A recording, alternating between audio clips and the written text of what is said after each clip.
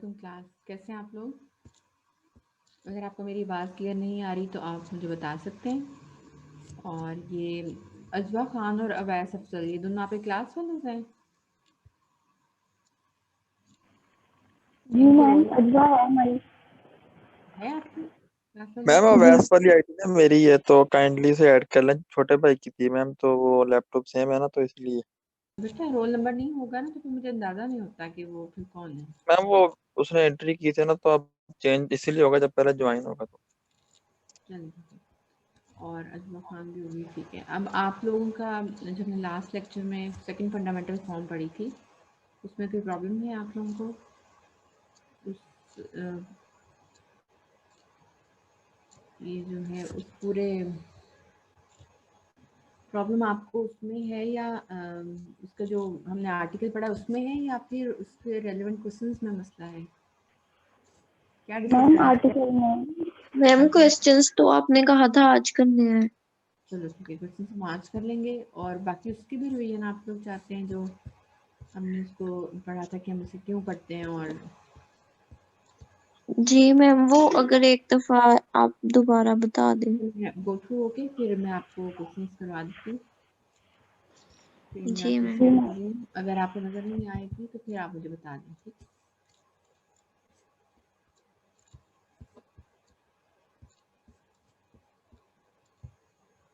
Second fundamental form है, नज़र आ रही है आपको? Suppose we have a surface small r uv and we push or pull the surface along its normal vector. अगर हम लोग सरफेस को, हमारे पास कोई भी सरफेस है, जैसे कि कोई भी फुटबॉल आपके पास मौजूद है, ठीक है? उस फुटबॉल के जो अपर लेयर है मुझे सरफेस कह सकते हैं, उसको हम लोग अपवर्ड या डाउनवर्ड मूव कर सकते हैं, उसमें तो कोई प्रॉब्लम नहीं है, ठीक है?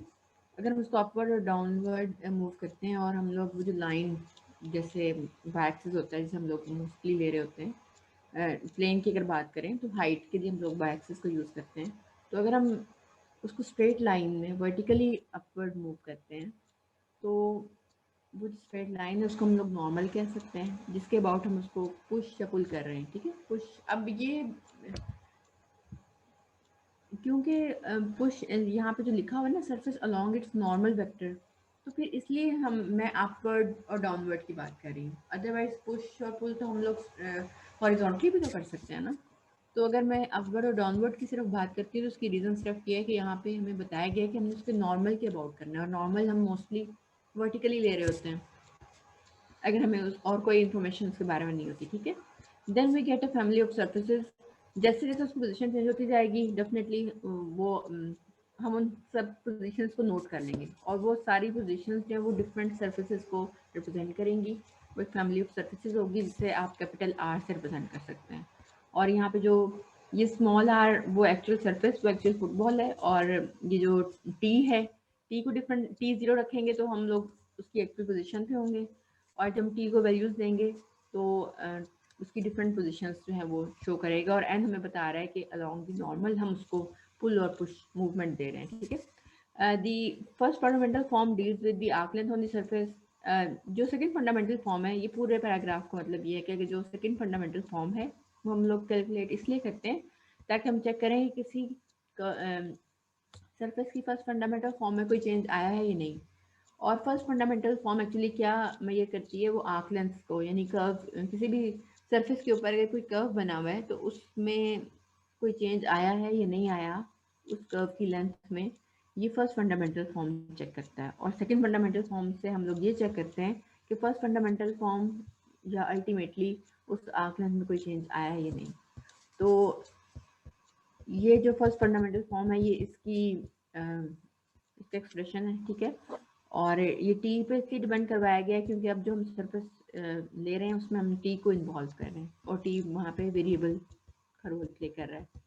और जैसा कि ए की वैल्यू होती है r u dot r u, वो स्मॉल आर में आप लोग ले रहे होते हैं, तो ये आप इसको कैपिटल आर में लेंगे क्योंकि हम लोग कैपिटल आर सरफेस ले रहे हैं। एफ जो है वो r u dot r b है, और जी जो है r b dot r b है। और आर यू कैलकुलेट करेंगे तो यहाँ पे small r u minus t as a constant deal होगा, और एन यू इसी तरह capital r b equals to derivative of small r with respect to b minus t as it is, and derivative of n with respect to b. Then second fundamental form जो है वो actually rate of change of first fundamental form है, तो इसलिए हम उसका derivative ले लेंगे टी की रिस्पेक्ट से, जो ओनली वेरिएबल है वहाँ पे। और ये हमने ये जो इक्वेशन नंबर 1 बन रही है, इसमें हमने वो rate of change derivative form में रिप्रेजेंट कर दिया। एट टी इक्वल टू 0 लेने का मतलब क्या है वो हम आगे भी डिस्कस कर लेंगे। यहाँ पे भी हम बता रहे हैं कि हम इस पर्टिकुलर पोजीशन पे, यानी जहाँ पे एक्चुअली वो सरफेस था, जहाँ पे टी 0 था, वहाँ पे हम नोट करेंगे, ठीक है। लेकिन हर पोजीशन पे हमारे पास डिफरेंट डेफिनेटली आंसर्स आएंगे। तो ई ऑफ टी जो है वो आर यू का आर यू के साथ ही डॉट प्रोडक्ट ले लिया और उसको सिंप्लीफाई किया, और यहाँ पे हर स्टेप जो है ना यहाँ पे लिखा हुआ है, हर कैलकुलेशन। ये हमने ई लिया और फिर हमें करना क्या है कि ई का टी की रिस्पेक्ट से डेरिवेटिव लेना है। तो इस दोनों में कहीं भी टी यूज़ नहीं हो रहा। स्मॉल आर जो है वो डिपेंड यू और वी पे कर रहा है, दैट्स वाई इसका डेरिवेटिव 0 हो जाएगा। बाकी जहाँ पे भी टी का डेरिवेटिव ले सकते होंगे हम लोग लेंगे और उसको उसमें टी को 0 पुट करेंगे, तो कर ली ई बाय कर ली टी की वैल्यू हमारे पास आ जाएगी। इसी तरह जब हम लोग मैम जी मैम ये जहाँ हम लोगों ने टीम बोल किया है, ये हमने मतलब अपनी मर्जी से किया, कोई और भी कर सकते हैं?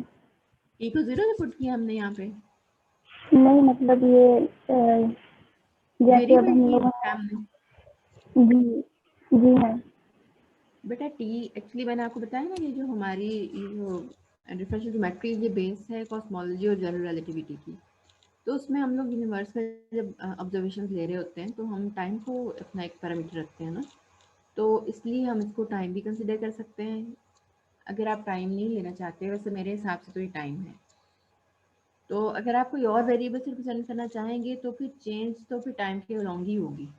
मतलब चेंज, अगर आप इसके लिए कोई और वेरिएबल यूज़ करना चाहते हैं टी के अलावा, लेकिन उस वेरिएबल का मतलब टाइम ही होगा ई।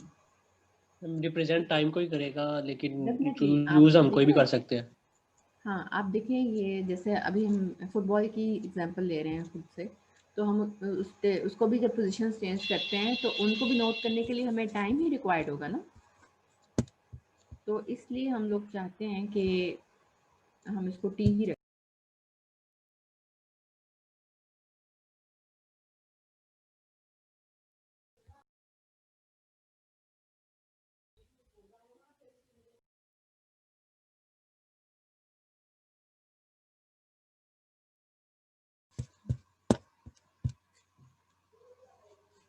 जी क्लास, हम लोग ये डिस्कस कर रहे थे कि हम लोग टी को एज अ टाइम ही डील करेंगे। अगर हम फुटबॉल की एग्जांपल लेते हैं और हम उसे मूवमेंट दे रहे हैं अपवर्ड और डाउनवर्ड, तो उससे होगा ये कि जो मूवमेंट हम एक पॉइंट पे नोट करें, जैसे हम लोग जब 0 टी रखते हैं तो वो हमारी वो उसकी एक्चुअल स्पेस होगी जहाँ पे फुटबॉल एट दैट टाइम होगा, ठीक है।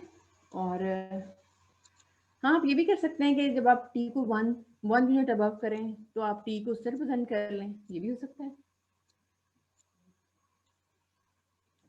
दिस में लेकिन मोस्टली हम इसको टाइम के साथ ही करें तो बेहतर है, अदरवाइज हम ये भी रख सकते हैं कि हम इसे 1 यूनिट अबव लेके जाएं, ये भी बात ठीक है। दोनों ऑप्शन हो सकते हैं। टाइम तो मस्त है ना, टाइम का हम ज़्यादा फॉलो करते हैं क्योंकि हम लोग स्पेस को स्टडी करते हैं। लेकिन अगर आप उसको ऐसे डील करना चाहते हैं कि अगर आप वाई एक्सिस के लॉन्ग या अगर आप जेड को वर्टिकली ले रहे हैं तो उस एक्सिस के लॉन्ग 1 यूनिट अबव जाते हैं तो टी को आप +1 कर लें, ठीक है। 2 ऑप्शंस हैं आपके पास। तो अभी अकॉर्डिंग टू सिचुएशन है, अगर हम लोग स्पेस स्टडी कर रहे हैं, अगर हम लोग अपनी कॉस्मोलॉजी या जनरल रिलेटिविटी की बात कर रहे हैं तो हम उसको टाइम लेना प्रेफर करेंगे। और अगर आप किसी और सिनेरियो में इस चीज़ को पढ़ रहे हैं तो फिर आप इसको ये भी रख सकते हैं कि टी को आप 1 यूनिट अबव कर रहे हैं या 1 यूनिट नीचे लेके जा रहे हैं, ठीक है। ये आपका पॉइंट क्लियर हो गया? जी हाँ अगर इसमें अभी मैम फर्दर कुछ आप पूछना चाहते हैं तो पूछ सकते हैं। मैम अगर ये नहीं कि हम ये कह रहे हैं कि 1 यूनिट अबव या 1 यूनिट बिलो जा रहे हैं अलॉन्ग द नॉर्मल, तो फिर वो T+1 होगा कि सिर्फ T+1 या T+-1 इस टी तरह को तो चेंज हम, होगा? हाँ टी को हम पॉजिटिव वैल्यूज देंगे तो हम ऊपर चले जाएं, और अब नेगेटिव वैल्यूज दें तो नीचे चले जाएं। और ये भी हो सकता है कि नेगेटिव साइन है तो ये हमने खुद ही डिसाइड करना है क्योंकि जब आप जैसे हम मुझे बार बार ये वैसे कहना पड़ता है, अब तो नहीं आपको ये जैसे हम लोग स्पेस स्टडी कर रहे हैं ना, फॉर एग्जाम्पल यूनिवर्स को हम लोग स्टडी कर रहे हैं, तो फिर हम लोग हमें कोई डायरेक्शन वगैरह तो कुछ उस तरह से नहीं है जैसा कि हमारे पास प्लेन पे होती है कि हमें पता है कि हम पॉजिटिव साइड पे मूव करें एक्सिस से तो हम राइट हैंड साइड पे जाएंगे, और हम नेगेटिव साइड पे मूव करें तो हम लोग लेफ्ट साइड पे जाएंगे।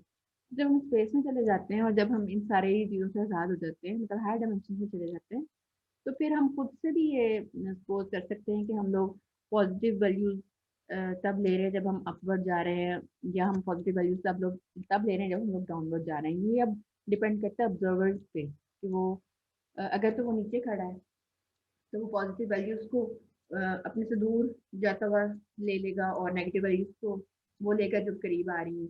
और ये भी हो सकता है कि ऑब्जर्वर ऊपर है और जो चीज़ ऑब्जर्व हो रही है वो उससे नीचे है। तो ये डिपेंड करता है इसमें। अब हम इस मतलब जनरली इस चीज़ को छोड़ देते हैं, बहुत ज़्यादा इसको डिस्कस नहीं करते, क्योंकि अकॉर्डिंग सिचुएशन हम उसको चेंज कर सकते हैं, हम फिक्स नहीं कर सकते। जैसा कि हम लोग एक्स एक्सिस या वाई एक्सिस में तो हम लोग, हमारी ये बात फिक्स है ना कि अगर आप वाई एक्सिस को वर्टिकल ले रहे हैं तो आप जब डाउनवर्ड जाएंगे तो नेगेटिव वैल्यूज होंगी, और अपवर्ड जाएंगे तो पॉजिटिव वैल्यूज है ना, ओरिजिन से ऊपर पॉजिटिव और ओरिजिन से नीचे नेगेटिव है। तो इस तरह की जो फिक्सिंग है वो हम अब इस जगह पे आके नहीं कर सकते। यहाँ पे वो ऑब्जर्वर पे डिपेंड करेगा कि इस बार वो को मूविंग भी होता है ना, कि वो साथ साथ भी मूव कर रहा होता है, जैसा कि हम लोग यूनिवर्स में को स्टडी तो करते हैं लेकिन साथ साथ हम खुद भी मूव कर रहे हैं। अगर हम जमीन पे हैं और हमें पता है ज़मीन मूव कर रही है, तो हम भी तो एज ऑब्जर्वर हम भी तो साथ ही मूव कर रहे हैं। तो इस तरह वो फिर सिनेरियोज डिफरेंट हो जाते हैं। इसलिए आप इसको बस ये देखें कि आप किसी भी सरफेस की मूवमेंट है, ये अब हमें उन्होंने नॉर्मल की बात करके हमें थोड़ा सा रिस्ट्रिक्ट कर दिया है। या जैसे कि नॉर्मल का हमारे टीम में एक रफ सा आइडिया है कि वो उसकी टेंजेंशियल स्पेस के राइट एंगल पे होगा। ये भी हो सकता है कि वो राइट एंगल हॉरिजॉन्टल हमारा बनता हो। तो बस आपने ये बस ज़हन में रखना है कि जो नॉर्मल है तो दिस मीन्स के जो टेंजेंशियल स्पेस बनेगी टीपीएम जिसे हम कहते हैं, वो उसके परपेंडिकुलर होगा, उससे वो 90 डिग्री का एंगल बना रहा होगा। हो सकता है वो अपवर्ड ही हो और डाउनवर्ड हो, और हो सकता है वो हॉरिजॉन्टली ही मूव कर रहा हो। ठीक है, ये चीज़ें थोड़ी सी, क्योंकि अब आप ऐसा ही फील करें कि जो आप स्टडी कर रहे हैं वो ऐसे ही है जैसा कि यूनिवर्स में स्टडीज हो रही होती हैं, वो उसी तरह उसी सिनेरियो में स्टडी ये हो रही है। जिसमें हम इस तरह से फिक्सिंग नहीं कर सकते जैसा कि हम लोग जो लोअर क्लासेस में, मतलब अपने पिछले सेमेस्टर्स में हम लोग उसको एक्स एक्सिस को हॉरिजॉन्टल फिक्स कर देते थे और वाई एक्सिस को वर्टिकल। तो अब हम उस तरह के सिनेरियो से निकल आए। हमारी जो सारी डिस्कशन है वो टेंजेंट और नॉर्मल की, वो हमारी बेसिक चीज़ें बन गई हैं, तो हम उसके अकॉर्डिंगली बात करते हैं। ठीक है, तो हम अकॉर्डिंग टू नॉर्मल हमने मूव करना है। और ये बात भी वैलिड है कि नॉर्मल हम लोग हमेशा वर्टिकल नहीं ले सकते। हो सकता है जो टेंजेंट स्पेस जिसकी हम मतलब जो सरफेस है वो इस तरह से हो कि उसका नॉर्मल हॉरिजॉन्टली आ रहा हो। ठीक है, तो ये अब आपने बस अपने जहन में जो आपके इनिशियल कंसेप्ट है ना, वो नॉर्मल और टेंजेंट को रखना है, और उसमें आपको पता है कि इन दोनों के दरमियान राइट एंगल बनता है। तो इसी तरह अब हम लोग एफ ऑफ टी फाइंड कर लेंगे। आर यू और वी के रिस्पेक्ट से डेरिवेटिव्स वहाँ पे लिए हुए हैं, उनका डॉट प्रोडक्ट आप लेंगे, इसको सिंप्लीफाई करेंगे, एक्जैक्टली ये आंसर्स आएंगे। फिर आप उसका टी की रिस्पेक्ट से डेरिवेटिव लेंगे और जीरो पे वैल्यूएट करेंगे। T is equal to zero पे वैल्यूएट इसलिए कर रहे हैं क्योंकि हम ये जो फिलहाल सेकेंड फंडामेंटल फॉर्म निकाल रहे हैं ना, ये उस जगह पे निकाल रहे हैं जहाँ पे हम कहते हैं कि ये बिल्कुल फिक्स, मतलब हम एक्चुअल पोजीशन जो कि वहाँ पे हम इसको निकाल रहे हैं। ठीक है, इसी तरह जी ऑफ टी जो है ये r b dot r b होगा, और ये देखिए उसके एक्सप्रेशन रख दिए, डॉट प्रोडक्ट ले लिया, और उसके बाद आपको t is equal to zero पे वैल्यूएट करेंगे। अब यहाँ से r u and r b are always orthogonal to n. क्यों? इसलिए कि आर यू और आर बी जो है वो टेंजेंट्स हैं, और वो टेंजेंट स्पेस पे होंगे तो डेफिनेटली वो नॉर्मल एन के परपेंडिकुलर ही होंगे। इसलिए अब हम ये सारा जो काम कर रहे हैं ना इस वक्त, ये हम इसलिए कर रहे हैं कि यहाँ पे जो हमें n b dot n b और इसी तरह r dot n b curly f curly t में आ रहा है, इन सबको वैल्यूएट करना है। और उसकी वैल्यूएशन के लिए हम लोग हमें पता है कि आर यू और एन दोनों ऑर्थोगोनल है, इसलिए इनका डॉट प्रोडक्ट जीरो होगा।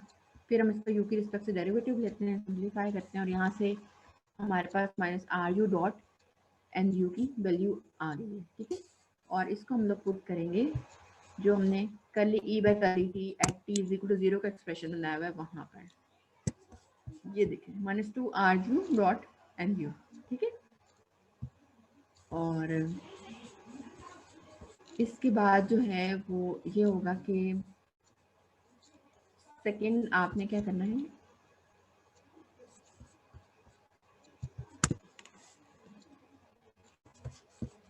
ये देखिए ये अब दोबारा हम आर वी डॉट एन जो हमने लिया था, ठीक है, तो उसका हम वी की रिस्पेक्ट से डेरिवेटिव लेंगे, वो ले लिया। और यहाँ से हमारे पास r b dot n v की वैल्यू आ गई जो कि हम यहाँ पे रख सकते हैं, curly g by curly t for t equal to 0, यहाँ पे इसको रख लेंगे। इसी तरह हम लोग आर यू डॉट एन का वी के रिस्पेक्ट से और आर बी डॉट एन का यू के रिस्पेक्ट से डेरिवेटिव लेंगे। ये दोनों जो हैं ये यूज़ करेंगे हम लोग curly f by curly t की वैल्यू एवेल्युएट करने के लिए। देखें यहाँ से r u dot n v plus r b dot n v, ये हो गया। इसके बाद हम ऐसा करेंगे कि इन सब वैल्यूज़ को उस एक्सप्रेशन में रख देंगे जो हमने ये देखें जो क्वेश्चन नंबर 1 में था, और उससे आपके पास ये आ गया। और ये जो ये 2 और 2 कैंसिल हो जाएगा, ये 2 कैंसिल नहीं हो सकता, ये भी कैंसिल हो जाएगा, और अल्टीमेटली आपका आंसर जो है वो सेकंड फंडामेंटल फॉर्म आ जाएगी। और हम इन प्रोडक्ट्स को आर डब्ल्यू डॉट एन इसको एल कह देंगे और r u b dot N को एम कह देंगे और आर डबल वी यानी second order derivative of r with respect to v, इसको हम लोग एन के साथ जब इसका लेंगे डॉट प्रोडक्ट तो हम उसे कैपिटल एन कह देंगे। ये जो आ रही है ना इक्वेशन, ये जो एक्सप्रेशन है L D you square plus 2 m d U D we plus N D we square, ये सेकंड फंडामेंटल फॉर्म कहलाती है। हमने इसे फाइंड आउट करना है और यहाँ पे एल की वैल्यू भी लिखी हुई है, एम की भी लिखी है और एन की भी लिखी हुई है, ठीक है। और अब ये तो वो केस था जहाँ पे आर जो है ना वो यू और वी पे डिपेंड कर रहा है। अगर आर एक्स एंड वाई पे कर रहा होता तो यू की जगह एक्स ले लेता और वी की जगह वाई ले लेता, ठीक है। तो it is the second fundamental form at t equal to 0। और यहाँ पे आगे ये लिखा हुआ है कि आप अगर किसी और पॉइंट पे सेकंड फंडामेंटल फॉर्म लेना चाहेंगे तो वो इससे डिफरेंट होगी, एक्सप्रेशन उसका इसी तरह का होगा लेकिन उसकी वैल्यूज जो है ना एल एम और एन की वो डिफरेंट आएंगी। ये आपको खत्म हो गया जो लास्ट लेक्चर था। उसके बाद एक्सरसाइज में ये एक क्वेश्चन यहाँ पे करने, ये आप कर लें खुद से। इसको एक्स गिवन है हमें एक surface you E1 plus B E2, ये कंपोनेंट्स की फॉर्म में लिखना चाहें तो ये E1 E2 और E3 आप खत्म कर देंगे और एन नॉर्मल स्मॉल एन होगा ये, ठीक है। ये आप फाइंड करें। इसके बाद जो सॉल्व एग्जाम्पल है ना इस पर हम चलते हैं, इसमें भी हम अच्छे तरीके से डिस्कस नहीं कर सके थे, इसको हम देख लेते हैं इस तरह। Consider a surface of revolution, surface of revolution हमारे पास आ गया। इसमें सिग्मा यू वी यानी जो हम आर यूज़ करे थे उसकी जगह सिग्मा यूज़ किया हुआ है, ठीक है। इसका first component f of u cos b है, second component f of u any function of u sine b है, और last component any other function of u that is g of u है। और हमें ये बता दिया गया कि ये यूनिट स्पीड कर्व होगा जो भी कोई इसके ऊपर बना हुआ है कर्व, ठीक है। जाहिर है कोई कर्व है जिसके लिए हम लोग फर्स्ट और सेकंड दोनों फंडामेंटल फॉर्म्स फाइंड आउट कर रहे हैं और जो कि हमें हेल्प आउट करेंगी इस कर्व में कोई चेंज आता है या नहीं सरफेस के चेंज होने से या पोजीशन चेंज करने से। और हमें ये बता दिया गया कि एफ डॉट ये जो डॉट डेरिवेटिव लेते हैं ना ये डेरिवेटिव रिस्पेक्ट टू यू को हम डॉट से रिप्रेजेंट करें इस केस में। वैसे तो हम लोग टाइम की रिस्पेक्ट से जब डेरिवेटिव लेते हैं तो हम तब डॉट यूज़ करते हैं, ठीक है। लेकिन जो इस वक्त हमारा केस है अंडर डिस्कशन इसमें यू की रिस्पेक्ट से जो डेरिवेटिव लेते हैं उसे हम लोग डॉट से रिप्रेजेंट करते हैं। तो f dot square plus g dot square is equal to 1 आएगा क्योंकि यूनिट स्पीड कर्व है, ठीक हो गया। तो अब आप देखेंगे सिग्मा यू ले रहे हैं और एफ फंक्शन का डेरिवेटिव यू के रिस्पेक्ट से f dot and cos b, and ये फंक्शन सेकंड कंपोनेंट का derivative f dot sine b क्योंकि वी वेरिएबल डील होगा और जी का डेरिवेटिव ये जी डॉट हो जाएगा, ठीक है। सिग्मा बी में क्या होगा, u as a constant deal होगा यानी एफ पे कोई इफेक्ट नहीं आएगा, उसको सिंपली एफ लिख लिया और कॉस बी का डेरिवेटिव माइनस साइन बी। इस तरह एफ है साइन बी का डेरिवेटिव कॉस बी और जी इन टर्म्स ऑफ बी जो है वो कांस्टेंट रिप्रेजेंट कर रहा है तो इसलिए इसका डेरिवेटिव 0 हो जाएगा। अब हम इसका क्रॉस प्रोडक्ट लेंगे अपने जनरल मेथड से और सिंप्लीफिकेशन के बाद जो है आप देखें sigma u cross sigma b ये आंसर आ गया और फिर इसका नॉर्म ले लिया। ठीक है, नॉर्म में क्या करेंगे, डॉट प्रोडक्ट लेंगे और उसका स्क्वायर रूट ले लेंगे, ये इसका डॉट प्रोडक्ट यानी सभी कंपोनेंट्स का स्क्वायर लेके उसको ऐड कर देंगे। ठीक है, और आप देखेंगे फर्स्ट टू जो टर्म्स हैं इसमें g dot f whole square common आ रहा है और ब्रैकेट में cos square B plus sine square b that will be equal to 1 plus F dot whole square होगा। और इसके बाद आप देखेंगे एफ स्क्वायर दोनों टर्म्स में रहेगा तो हम उसको भी कॉमन ले लेते हैं और फिर ब्रैकेट में क्या रह जाएगा, g dot square plus F dot square, और हमें ये गिवन है कि g dot square plus F dot square जो है वो 1 के इक्वल है। ठीक है, ये हमें इनिशियली यहाँ पे बता दिया। ये देखिए f dot square plus g dot square is equal to 1, example book के अंदर मौजूद है, आप वहाँ से भी इसको देख सकते हैं। तो फिर आपका जो नॉर्म है ये एफ के इक्वल आ गया और एन जो है नॉर्मल इसको जिसके अबाउट हम लोग मूव कर रहे हैं इसकी वैल्यू से इसके नॉर्म को डिवाइड करेंगे तो हमारे पास कोई यूनिट वेक्टर एन नॉर्मल आ जाएगा। ठीक है, तो हमने इसको जब एफ को डिवाइड किया, ये देखें sigma u cross sigma b से, तो ये सारे एफ हर टर्म में मौजूद था वो खत्म हो गया। ठीक हो गया। इसके बाद आपने क्या करना है, हमें एल एम और एन की वैल्यूज चाहिए। हमें पता है सिग्मा यू ऑलरेडी हम कैलकुलेट कर चुके हैं और सिग्मा यू का दोबारा स्टेप डेरिवेटिव लेंगे तो वो आंसर आपके पास क्या आएगा, एफ डबल डॉट। ठीक है ना, क्योंकि एफ ही यू का फंक्शन है और cos b and f double dot sine b and g double dot, तो यही वैल्यू है। आप ये देखें, इसको चेक कर लेते हैं यहाँ पे,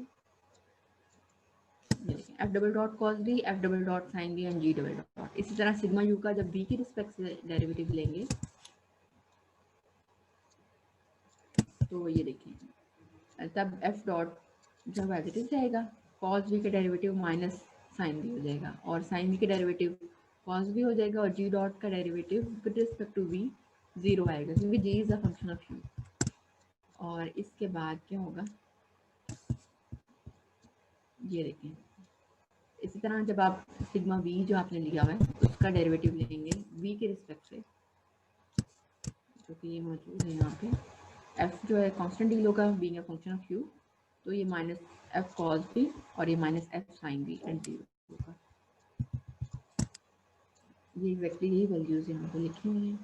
अब एल हमें पता है सिग्मा यू डब्ल्यू डॉट एन, यानी इसको आप इसके साथ डॉट प्रोडक्ट लेंगे और इसमें देखें फर्स्ट कंपोनेंट फर्स्ट के साथ प्लस सेकंड कंपोनेंट का प्रोडक्ट प्लस थर्ड कंपोनेंट। ठीक है, तो जब आप इसको देखेंगे तो ये देखें minus F double dot G and cos square B और ये होगा minus F double dot G sine square B. तो यहाँ से एफ डबल डॉट माइनस और जी डॉट ये जो है कॉमन निकल आएंगे और cos square B plus sine square B 1 हो जाएगा और लास्ट टर्म में plus F dot G double dot होगा। ये देखें एग्जैक्टली ये आंसर आ रहा है। ठीक है, एफ डबल डॉट जी डॉट पहली दो टर्म्स में से आएगा और लास्ट टर्म क्योंकि वो पॉजिटिव होगी इसलिए इसको पहले लिख दिया एफ डॉट और यहाँ से जी डबल डॉट। इसी तरह जब आप लोग एम फाइंड करेंगे तो थर्ड जो कंपोनेंट है वो तो 0 हो जाएगा। ठीक है, फर्स्ट टू कंपोनेंट को देखना पड़ेगा, ये माइनस और ये माइनस प्लस हो गया और g dot f dot sine b cos b, इसको और इसको मल्टीप्लाई करेंगे तो minus g dot f dot sine b cos b, यानी एग्जैक्ट सेम आंसर्स हैं बस उनके साइंस डिफरेंट है, दैट्स वाई वो 0 हो जाएंगे। तो एम की वैल्यू 0 हो गई। इसी तरह जब आप एन फाइंड करेंगे तो सिग्मा डबल बी जो ये निकाला हुआ है इसको एन के साथ जब आप प्रोडक्ट लेंगे तो लास्ट टर्म जो कंपोनेंट है थर्ड वन वो तो 0 हो जाएगा और ये माइनस और ये minus plus f g dot cos square B और plus f g dot sine square B. तो ये एफ ये जो डॉट है ये जी के ऊपर आएगा, एफ जी डॉट इसका आंसर आ जाएगा और इनको आप जब एक्सप्रेशन में रखेंगे तो उससे आपके पास ये आंसर आ जाएगा। ठीक है, अब जो क्वेश्चन नंबर 2 है वो इसी क्वेश्चन में से निकलता है और उसमें क्या कहा गया कि सेम यही सरफेस है। ठीक है, sigma U V F U cos B F U sine B G U, लेकिन उसमें हम क्या कर रहे हैं, यू को थीटा से चेंज कर रहे हैं और वी को फाई से चेंज कर रहे हैं, साई से कर रहे हैं। ठीक है, तो ये देख लें यहाँ पे एफ थीटा हो जाएगा और कॉस साई हो गया, एफ थीटा कॉस साई और ये जी ऑफ थीटा होगा। और फिर इसमें हमें ये भी बता दिया गया कि एफ थीटा हमने क्या रखना है कॉस थीटा और जी ऑफ थीटा को हमने साइन थीटा रखना है। तो अब मैं अगर इसको वैल्यूज देती हूँ तो आप देखें यहाँ पे cos theta cos phi, phi कह लें फाई में वो बंद होता है साई में ओपन होता है। अब आप उसको फाई कहना चाहते हैं तो फाई कह लें, और ये भी कॉस थीटा साइन फाई, और ये साइन थीटा हो जाएगा। और ये देख लें आप, जब हमने वैल्यू रखी तो cos theta cos phi, cos theta sine phi, और ये साइन थीटा हो गया। ठीक है, ये बात ठीक हो गई कि हमने जो सेकंड, ये हमारा सेकंड सरफेस है, और उन्हीं लाइंस पे आपने इनके लिए एल एम और एन फाइंड आउट करने हैं। और एक आसान तरीका भी हो सकता है, देखिए जो हमने इस क्वेश्चन में एल एम और एन फाइंड किए ना, उसमें वो in terms of f and g हैं। ये देखें कितना सिंपल है, सेकेंड फंडामेंटल फॉर्म ये बनती है, और यहाँ पे आप एफ डॉट की वैल्यू रख दें जो हमारी बनती है सेकेंड क्वेश्चन के हिसाब से। एफ डॉट की वैल्यू बनती है एफ, चाहे वो कॉस थीटा है तो ये माइनस साइन थीटा हो जाएगा, और जी डबल डॉट साइन का हम कॉस लेंगे, और कॉस का फिर दोबारा से तो माइनस साइन थीटा हो जाएगा। ठीक है, आप ऐसा भी कर सकते हैं कि इसको आप सेपरेटली सॉल्व करें और फिर आंसर्स मैच कर लें, ये डायरेक्टली भी रख के आप आंसर्स निकाल सकते हैं। अभी यहाँ तक कोई प्रॉब्लम है तो आप मुझसे पूछ सकते हैं।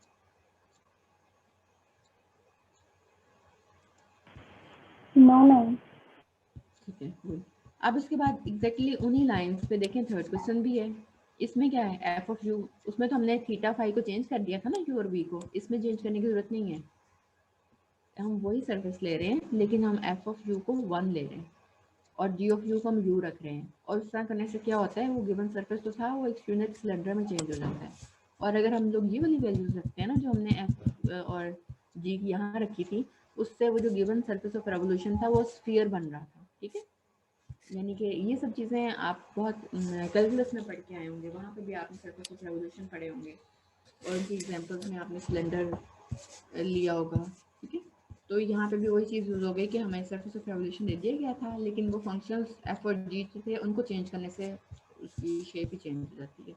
तो अब ये देखें, अगर आप उसी में एफ ऑफ यू को 1 रखें और जी ऑफ यू को यू रखें और कैलकुलेशंस करें, तो आपका आंसर ये आएगा। और आप डायरेक्टली भी उसमें रख सकते हैं, एफ ऑफ यू 1 है ना और जी ऑफ यू यू है, तो हम सभी चेक कर लेते हैं। इस फर्स्ट एग्जांपल में जो हमारा एल आया है, that is F dot G double dot, N को कर लेते हैं क्योंकि ज़्यादा सिंपल है, F into G dot N है, और एफ हमने 1 लेना है अपने केस में, और जो हमारा ये प्रेजेंट केस है जहाँ पे हम एफ को हम 1 ले रहे हैं और जी को हम लोग यू ले रहे हैं, तो 1 का 1 तो एज इट इज रहेगा, और जी का डेरिवेटिव भी 1 हो जाएगा, तो एन देखें 1 आ रहा है। इसी तरह एल्गोरिथम जो है वो भी आप इसको सेपरेटली भी सॉल्व कर सकते हैं। सेपरेटली सॉल्व करेंगे तो सिग्मा आपके पास क्या बनेगा, उस केस में सिग्मा आप इसको रखेंगे एफ ऑफ यू, क्योंकि 1 है तो ये कॉस भी साइन भी, और थर्ड जो है आपका यू, ये होगा आपका सिग्मा। ठीक है, इसके बाद क्वेश्चन नंबर 3 मैम ये सारे सॉल्व करके निकालने हैं ना, कैसे? मैम ये सारे क्वेश्चन सॉल्व करने हैं ना, इसलिए आज से। हाँ, आप सॉल्व भी कर लें और फिर आंसर्स मैच कर लें, इस तरह भी आप ये वैल्यूज रख के भी आंसर्स मैच कर लें कि यही आंसर्स आ रहे हैं। ठीक है, और फिर ये फोर्थ क्वेश्चन है, इसमें तो सिग्मा सरफेस बहुत क्लियरली सिंपली दिया हुआ है, यू बी है और U square plus B square है, आपने जस्ट स्मॉल एन नॉर्मल निकालना है, और फिर इनके यू के रिस्पेक्ट से एल एम और एन की वैल्यूज निकालनी है, और वो जो एक्सप्रेशन बनता है L D you square plus 2m D U D we plus 2 N sorry plus N D we square, उसके अंदर आपने इसमें वैल्यूज जस्ट रख देनी है। ठीक है, इसी तरह ये जो फिफ्थ क्वेश्चन है, इसमें फर्स्ट कंपोनेंट ये है, सेकंड ये है और थर्ड ये है, और आप फर्स्ट फंडामेंटल फॉर्म भी निकालेंगे, उसके आंसर्स भी देखें यहाँ पे दे दिए, और सेकंड फंडामेंटल फॉर्म भी आप फाइंड आउट कर लेंगे। ठीक है, इसी तरह क्वेश्चन नंबर 6 है, इसमें यू है वी है और U square plus alpha V square है, और आप फर्स्ट फंडामेंटल फॉर्म भी निकाल चुके होंगे पहले, और अब आप इसकी second fundamental form, simple calculation, मतलब आपने इसको कोई मुश्किल में नहीं पढ़ना, आपने सिर्फ 2 चीज़ें याद रखनी है, एक तो ये कि सेकंड फंडामेंटल फॉर्म होती क्या है,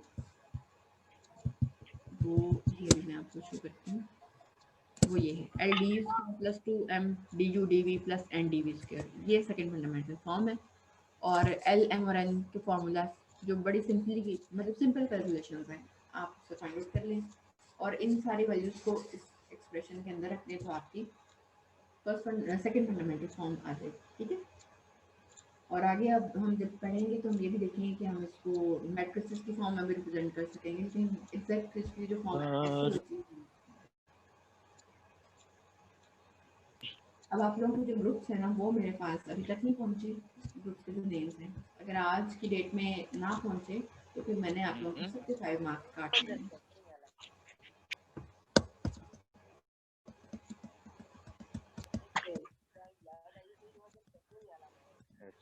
अटेंडेंस लग चुकी है आपकी।